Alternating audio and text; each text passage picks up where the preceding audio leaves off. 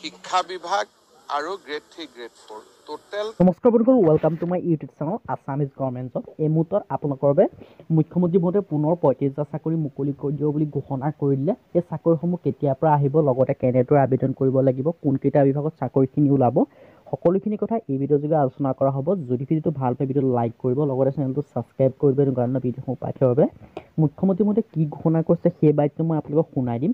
শুনাই দিয়াৰ আগতে আপোনালোকক কৈছে যে মুখ্যমন্ত্ৰী মহোদয়ে পুনৰ এটা ডাঙৰ ঘোষণা কৰিলে যে পুনৰ আকৌ ৩৫,০০০ চাকৰি ওলাই যাব। আপোনাৰ ৩৫,০০০ চাকৰিটো আপোনালোকে কোনটো বিভাগকেইটাত ওলাব, লগতে কি বিভাগত ওলাব সেই কথা মুখ্যমন্ত্ৰী মহোদয়ে ধুনীয়াকৈ ঘোষণা কৰিছে। মুখ্যমন্ত্ৰী মহোদয়ে কি ঘোষণা কৰিছে মই আপোনালোকক দেখাই দিছোঁ, ভিডিঅ'টো চাই লওক। আৰু যদি ভিডিঅ'টো ভাল পায় ভিডিঅ'টো লাইক কৰি দিব, লগতে ভিডিঅ'টো অলপ শ্বেয়াৰ কৰি দিব। আহক আজি আমাৰ ভিডিঅ'টো আৰম্ভ কৰোঁ। মুখ্যমন্ত্ৰী মহোদয়ে কি ঘোষণা কৰিছে মই আপোনালোকক বাইকটো শুনাই দিছোঁ, ভিডিঅ'টো চাই লওক।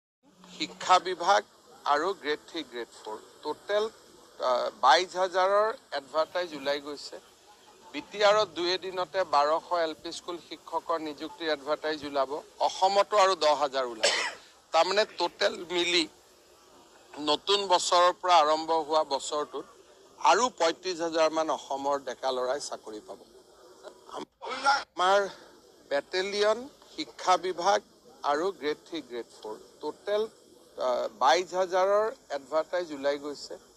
বিটিআৰত ২ এদিনতে ১২০০ LP স্কুল শিক্ষকৰ নিযুক্তিৰ এডভাৰটাইজ ওলাব। অসমতো আৰু ১০,০০০ ওলাব।